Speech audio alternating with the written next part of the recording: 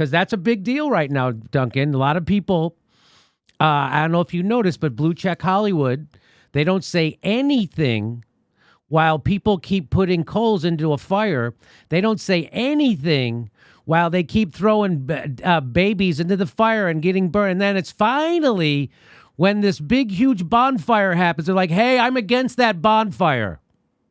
Why? Because it doesn't cost them anything in their career right now to do that. It would have cost them because the people putting the coals in the fire that built that bonfire were all the people giving them jobs. And so that's why they couldn't fucking say anything before. But now all those people agree that this fire is bad. But they don't have a mirror because they built that fucking fire. And right now, everybody's virtue signaling, telling everybody you got to vote for Joe Biden, of the guy who created Donald Trump, as the answer to Donald Trump. And then they feel better about themselves because they didn't say anything for the last fucking 15 years or 40 when Barack Obama was kicking people out of their house in a similar economic downturn. They didn't say a fucking word. When Barack Obama was taking us from 2 wars to 7, they didn't say a fucking word. When Barack Obama was making the banks bigger, they didn't say a fucking word. When Barack Obama was opening the Arctic to drilling twice, they didn't say a fucking word. When Barack Obama was militarizing the police forces across the country, they didn't say a fucking word. As soon as we got a pimple, they started screaming. But they're never going to scream at the bag of potato chips that they've been eating for fucking 8 years. And that's what I can't fucking take. Voting against Trump, it doesn't make you a good person. It makes you a fucking lazy-ass rich motherfucker. You know who doesn't vote? 100 million people don't vote. Do you think they're rich? Those people who don't vote are poor because they've been beaten with a left fist and a right fist for their entire fucking life. And people are going to come out there and tell people to vote for fucking Joe Biden like that makes you a good person.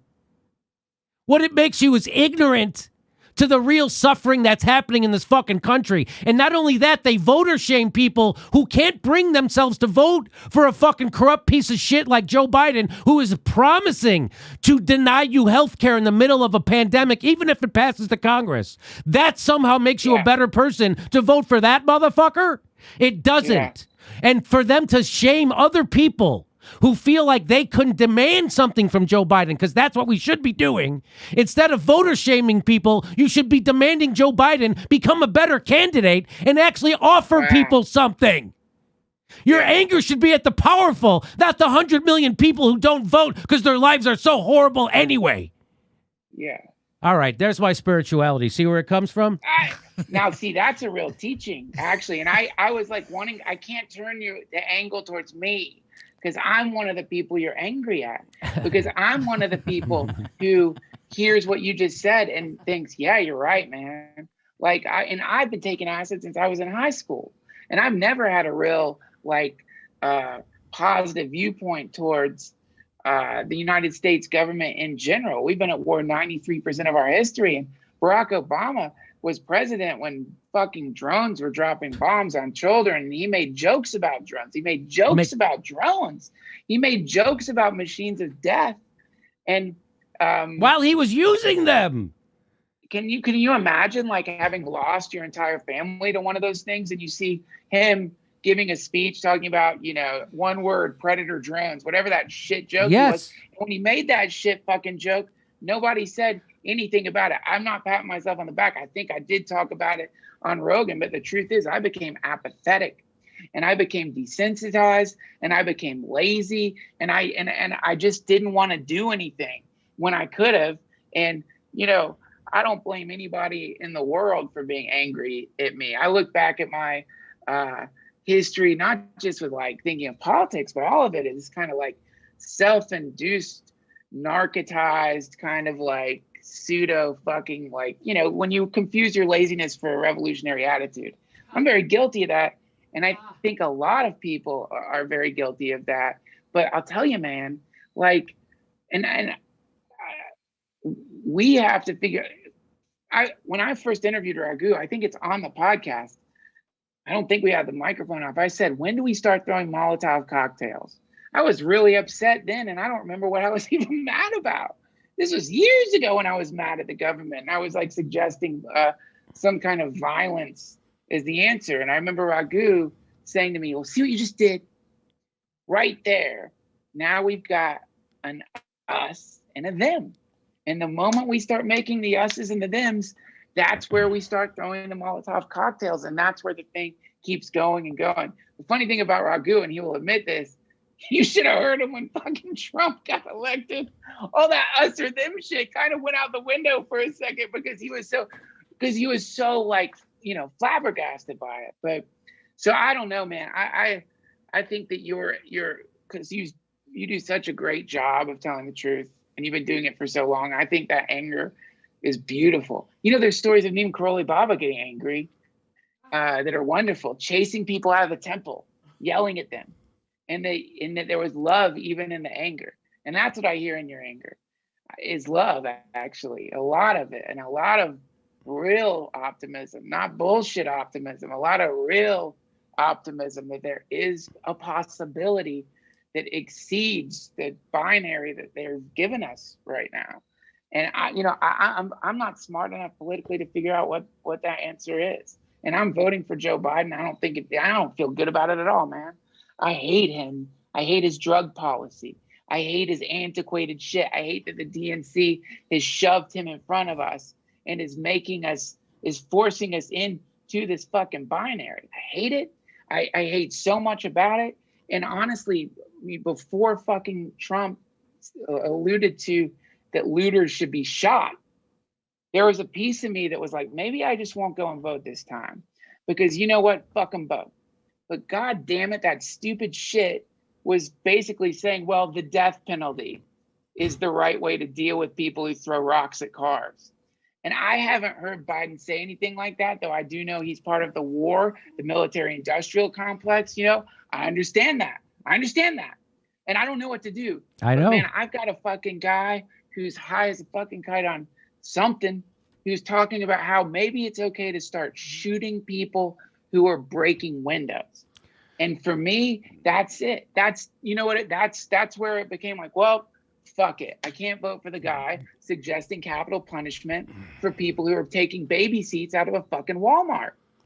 Period. I mean, nobody who could disagree with that sentiment that you just expressed. But what I can do is say Joe Biden was worse. Joe Biden wanted to kill people for their oil, and he did it. Joe Biden not only did that, but shamed people who wouldn't go along with him. He did that after the Iraq war was seen as a failure. He still wagged his finger at people for not supporting the war. He then became part of the administration that did Libya, lied to us about a war, and then they dropped more bombs than George Bush did. You know, Joe Biden and Barack Obama dropped more bombs than George Bush. In fact, they dropped so many bombs in 2015, they ran out of bombs. That's what kind of crazy maniac motherfuckers they were. And what were they doing? They were having the CIA fund terrorists in Syria to do videos of them cutting heads off of people to scare the shit out of Americans so we could do more war. Because, you know, it's so much worse to cut somebody's head off with a knife. That's what animals do. Why don't they blow their heads off with a nice Christian bomb? Right. Yeah, that's the weird thing, right? Except it's, I mean, look, man, I mean this from the bottom of my heart. And it's embarrassing that I should have to ask it, but what do we do? What are you recommending, Jimmy? What do you in this? Because it is a grotesque. So what binary, I recommend, but it's a what I recommend is that people don't tell anybody they're voting for Joe Biden, even if they know they're going to, until they walk into that polling booth and fucking pull the lever. Until then, you tell to every pollster and every news person who asks you that Joe Biden better offer you health care, student relief, and and ending these goddamn wars, or I ain't fucking voting for him. So when he's polling 20% down, he might have to actually represent someone other than his fucking donors, which is the only people he represents. And for me to vote for a guy who is 1,000% corrupt, 1,000%, he said to the bankers, nothing will fundamentally change. He said to the environmentalists, I am not banning fracking. He won't fucking even make marijuana decriminalized. The motherfucker is a corrupt piece of shit, as bad as Trump. Even worse, he's killed more people than Trump. He is a bigger warmonger than Trump. He is to this day got a bigger death toll than fucking Trump. So this idea that voting for him makes things better is ridiculous. You voted for Barack Obama and things got way worse. That's why Hillary... Go ahead. Sorry, I'm so sorry to cut you off. But can you also help me with the Supreme Court thing? Because, this is the conversation my wife and I have, which is... So Joe Biden voted for Antonin Scalia. You know that, right? Nope. Yes. Do you know that Joe Biden oversaw the hearing for Clarence Thomas? You saw what he did to Anita Hill, right? Yeah. That's the guy who's going to save the Supreme Court. What about the abortion thing, though? That's the guy. The part. Specifically the abortion thing, like women not having... Like Trump has strongly come out against reproductive rights of women. And so, again, it's like, man, everything you're saying. I obviously 100% trust you and believe what you're saying, but damned if this guy isn't like, and maybe Trump's bullshitting, but it's like, fuck. It's like he's suggesting that maybe they'll get rid of, they'll figure out a way to like make abortion illegal. And every Republican president has said that in my lifetime.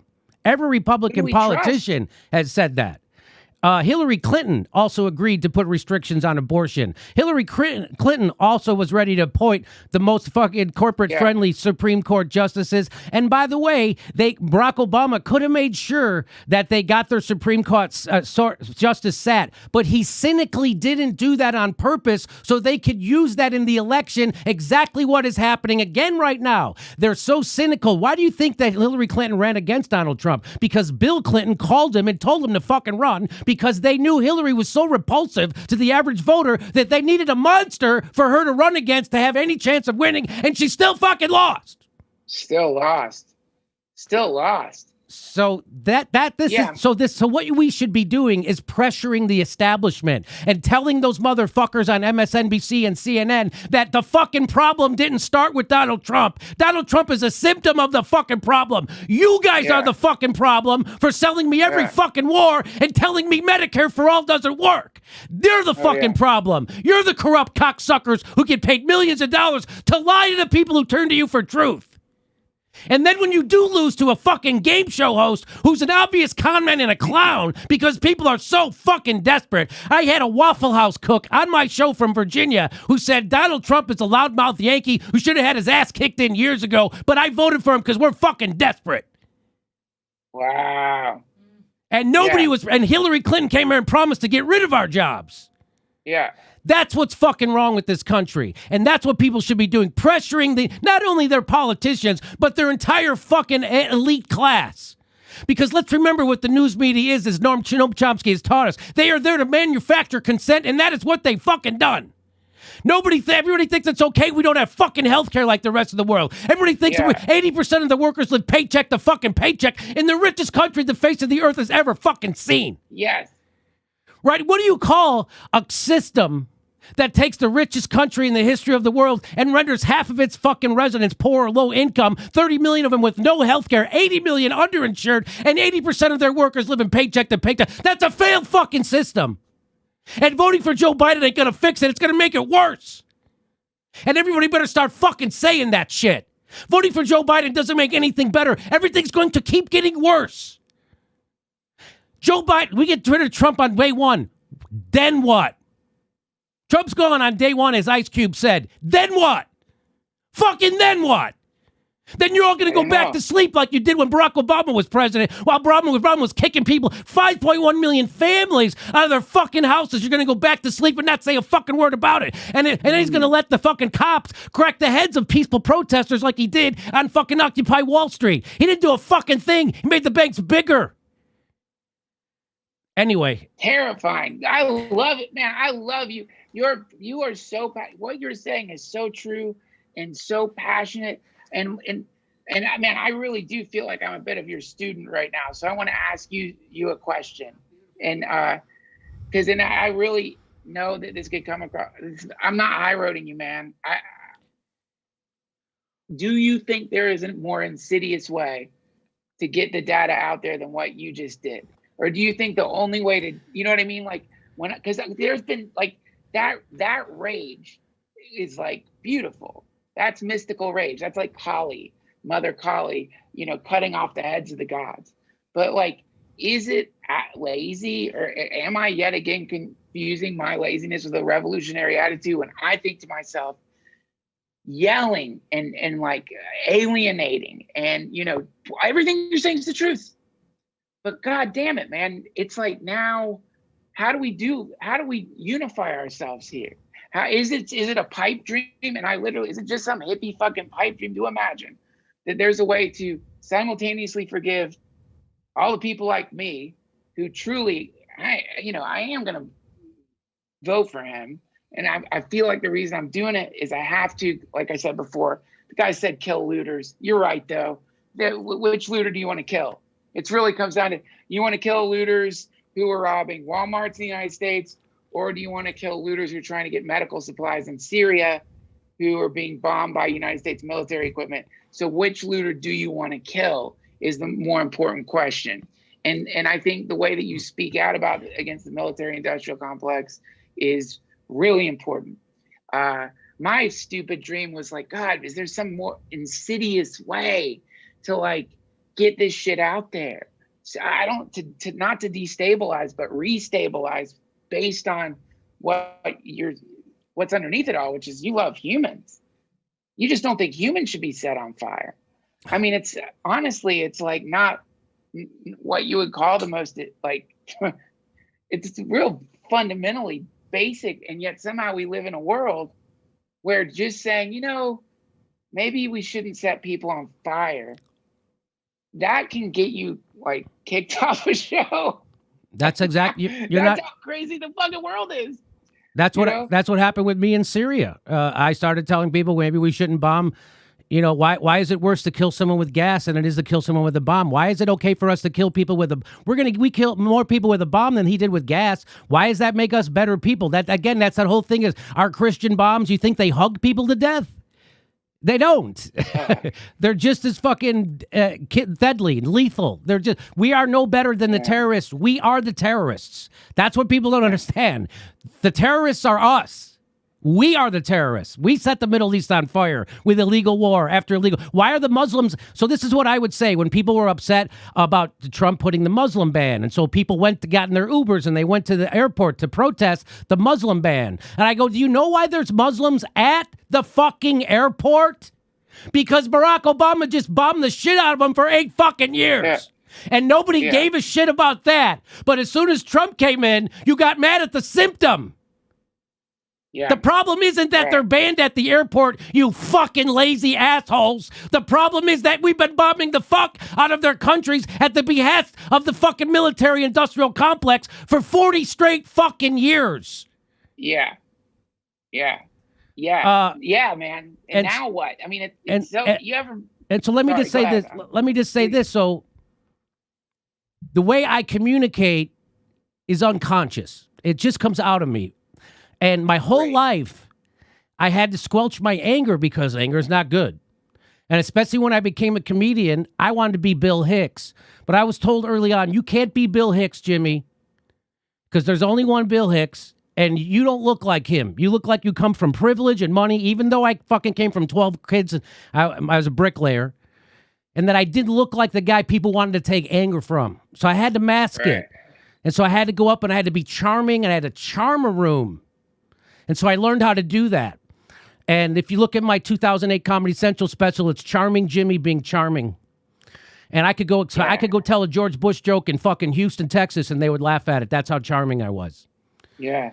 And because I had to fucking do that. I had to go make a living, tour fucking Texas and Florida and Georgia and everywhere. Anyway. And then I got hired at the Young Turks with Cenk Uygur, and he was angry all the time. And I was like, you can do that? I couldn't fucking believe it. So then I just started talking normally. And then when I started touring, people would come up to me and say, hey, thanks for keeping me sane. And I would just dismiss it like, oh, somebody's, just trying to blow smoke up my ass. They want to be my friend. And then it kept happening. And then like it happened 10 times and it happened 30 times. And after like the 300th time it happened, I was like, maybe this is my role. That people feel this kind of rage inside, rightfully so, at the system we're living in. And not only the system, but we're being told to accept it. That's the part that drives me nuts. Right. And so when I show externally the rage that when they feel it and they don't see anybody else having it, they think they're crazy. And then when they see me articulate it like that, they're like, oh, no, I'm not crazy. That's the way everybody should be. Yeah. And so that's why on this show, I try not to squelch my anger. I want to be in control of it. I don't want it to control me, because you know how that happens. And so that's my quest now, is to do my shadow work so I don't get triggered, and I can be angry when I want to be, not against my own will. So that's where I'm at. Don't change a damn thing. You know what?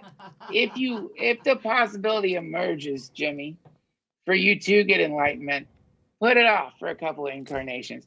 If that means you're not doing that, it's a steam vent, maybe. Maybe that's what you are. You're some kind of like, I don't know, man, but like, it's easy to forget. It's easy to forget what it was like. And also, if you look at civilian casualties under Trump, they're horrible. He's horrible. Not great.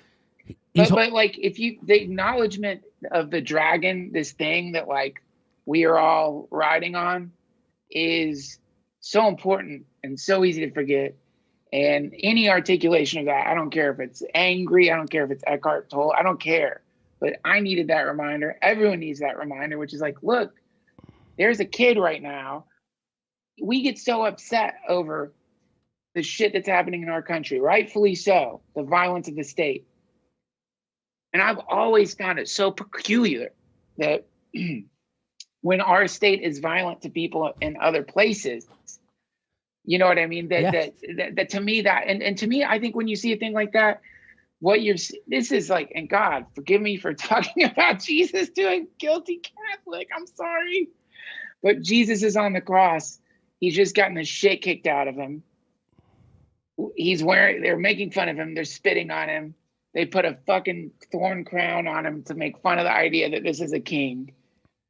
And one of the last things he said was, Father, forgive them. They don't know what they're doing. And I really love that. Not because I think on one level he meant they don't know that I'm your son, or any of the literal interpretations. But on another level, I think he meant they're unconscious. Yes. They're sleepwalking. Yes. They're robots. They don't know. They don't know. They don't know. And also throughout the New Testament, if you know, you better watch the fuck out.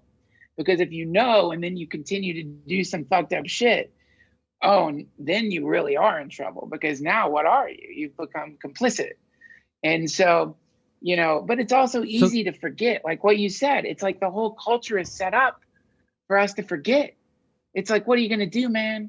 You're going to fucking turn on like Abby Martin talking about Palestinian kids getting fucking shot, or medics getting shot, and we're fucking giving money to Israel. You're going to watch The Masked Singer and get stoned. If you're a pleasure-seeking human, it's pretty clear what you're going to do. And again, I'm not trying to like excuse my way out of my own complacency. I'm waking up to my complacency. I think the kinds of things you do help us wake up to our complacency. And that's always good. I just hope you'll forgive my complacency. I hope you'll find a way to like forgive other people's complacency in the midst of all that anger, because they want to join you. You know what I mean? When you do a thing like that, it makes people want you to like them. And it makes people want to be like, Jimmy, please. I was a fucking complacent fucking piece of shit for years. I made money and I got numb and I got stupid, but I don't want to do that anymore. So we need a way out. That's what I'm saying. We got to find a confession booth for complacent shitheads who feel good because they announce on a podcast they're voting for Biden. You know what I mean? We have to find a mechanism of where we can all come together. The rage is great, by the way. I mean, when I was a kid, my dad yelled at me all the time, rightfully so, for many things I did that were really bad. But so it's not like it's bad to do what you just did. Spare the rod, spoil the child, as they say. You know what I mean? But I think that's an antiquated thing. Don't hit your fucking kid, asshole. But what you just did was the rod, And I don't know, man. Just like figure out a way for those folks who are desperate on the other side, who do have a fuck ton of money, who do have all this shit and are miserable and are like literally on the precipice of hanging themselves because they feel so fucked up. Yeah, and I know, yeah, what are you upset because you have money or whatever? Well, clearly it doesn't help because there's a lot of rich people who kill themselves every single fucking day. And if they don't do it actively, they do it through drugs and pills.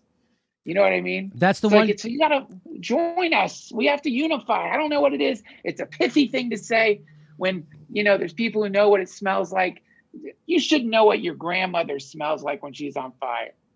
That shouldn't be a human experience, you know, like maybe at the crematorium, but certainly not at a picnic. And there's children who know what their grandmother smells like on fire because of our country. It is completely irredeemable.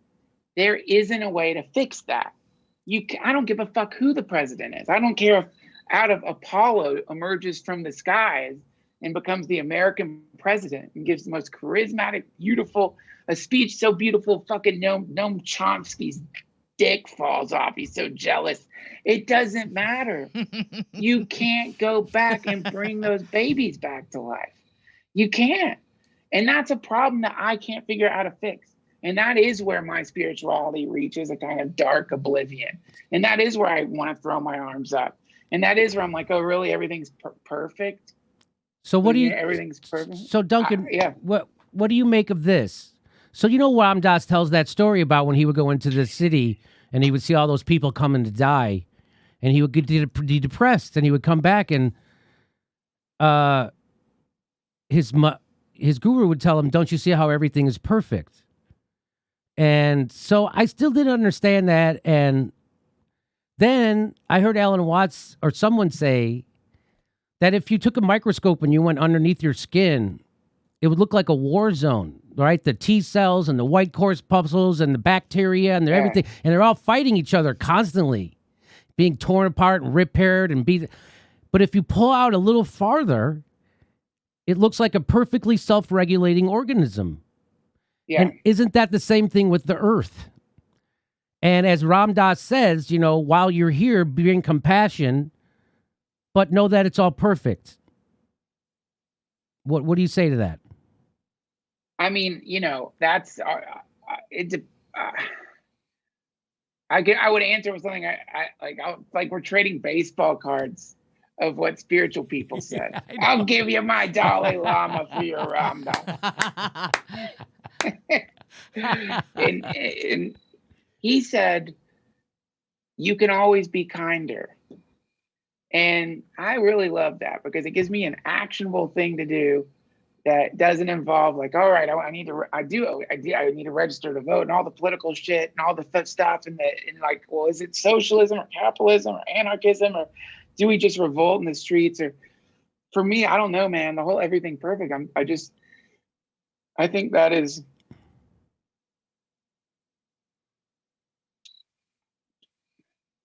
you know, man, I do remember when I was like dry. I was like, I just found out I had testicular cancer, and this is like as I'm going to get my scan to see if it had gotten into my brain, and you know that was like where the universe. It was like to me, it felt like an 8-ball or something, or like I don't know. It was like a Ouija board that the universe is going to be like, oh, you're probably going to die in a few months because your cancer went in all over your body. I didn't know. And I just remember like realizing that the world keeps going without me. Mm-hmm. And it did seem perfect. Something in that moment and all of my fear and all of it seemed so remarkably perfect and sad. You know, like all the people who, you know, didn't get the results that I got, that gave me a few extra years to live, walking out of Cedars-Sinai every single day, going to make some tough phone calls to their kids, you know. Is that perfect? You go to the catacombs of Paris, all those skulls. Is that perfect? No one, you know what I mean? Black holes are eating suns. Is that perfect? Well, I'm like sitting with Raghu driving back from Ram Dass's house. And I'm asking him questions like, well, okay, so was Neem Karoli Baba, do you think he saw the future? Do you think he saw the past? Do you think he was like omniscient or something? And Raghu goes, I don't know. I don't know. All I know is I work on myself so I can help the people closest to me. That's it. That's it. But you know, man, is it better? I don't I think I need a quantum computer to tell me how to fucking vote these days. You know, and the tabulations it's going to make are horrific. It's horrific. You know, it's like horrific. But I do love what you're saying, because what you're saying isn't desperate. It is not nihilism. What you're saying is very American and real. And it's like, no, let's push these fucking assholes to stop igniting grandmothers. And let's not be silent about that. And let's not make that a political statement. It is not a political statement to say you shouldn't use high-tech flying devices to incinerate human flesh. That is not political. That transcends politics, I think. Now, the problem is, I don't know the mechanism of forgiveness. Because honestly, if I'm like in my 20s or I'm 26 and I still wake up screaming because I was at one of the maybe the hospitals, the Doctors Without Borders hospitals that got bombed, or one of those places, and I saw my best friend transform into a fucking pile of bone and putty, and all of America all of a sudden goes out in the streets and sings a song of love and joy, and that they have figured out how not to be so horrible. I don't know if I'm going to suddenly be like, oh, okay, I guess everything's better now. You know what I mean? This is why when like a serial killer, like what? So let's imagine Jeffrey Dahmer like gets on the stand and he's like really weeping. And he's like, God, you know, did I drug men that I took from bars to my house? And did I pour acid into their brains? Yes. But it was wrong. And I see it's wrong. And I'm really, really sorry. Is our justice system like, okay, well, I guess we won't put you in jail. Okay, I guess you're redeemed now. No, you still go to fucking jail. This is actually one of the things Christian Das said to me that was very also, he says very small, beautiful things to me. He said, you know, you just have to burn off all the karma. There's no way around it. Like you do have to pay the ticket. You do, like whatever the fuck it is, there's just no way out of it. Maybe that's what the everything perfect means, is there's justice in the universe. And how we make sense of a kid getting blown up. Did that kid deserve to get blown up? Is that what you're saying? I mean, we're talking about the idea of evil in the universe. You know, we're talking about decoding, like, how can you have an omniscient, all-powerful being and simultaneously there be evil in the world? Right. I don't know the answer to that question, but I do know that, like, I can tonight apologize to my wife for being an asshole last night to her. And I know that tomorrow I can try to be a better dad. You know what I mean? I know that. That's it. I just have to boil it down to something just like that. And also be willing to admit when I'm fucking wrong, man. And that's pretty much it. I don't know, but Jesus Christ, now you got me all scrambled about my fucking voting. Thanks for that, Dore. Thank God I did something. Thank God. I was really feeling like a real letdown, and then thank God. Oh, all right. I'm leaving here politically confused, Jimmy. I appreciate it. There's a new party I'm helping form with Nick Brana. It's called the People's Party. We had a convention a few weeks ago with Cornel West and Marianne Williamson and Nina Turner, Chris Hedges, and also the Senator Mike Gravel, and there was a lot of other people involved in that. So we're really trying to do that. And it's going to make a push in 2022 for a real party that represents people. Wow! Let me know how I can help, and please send me that data. That is okay. Yeah, man. Okay. You're the best, Jimmy. All right. Thank you for having me on this show, and thank you for being one of my teachers today. I really appreciate it. Well, back cool. at you. That's cool. Everybody check out The Midnight Gospel on Netflix and the Duncan Trussell Family Hour podcast. Duncan, it took too long for me to get you on. I hope you'll come back. This has been a real pleasure. Anytime, Jimmy. I hope you'll come on my show at some point. I would love sure to. Would love to. Okay, Jimmy. I really appreciate it, man. Have a great night. Have a good vacation. Thanks to everyone working with you there. Thank you so much. See you. Bye. Bye-bye. All right, that was fun. Fantastic. Woo! That was awesome! Hey, everybody, this is the part where I tell you where all our live shows are, but there aren't any. And then this is why I tell you to join our premium program and get extra content, but nobody's got a fucking job. So just enjoy the video.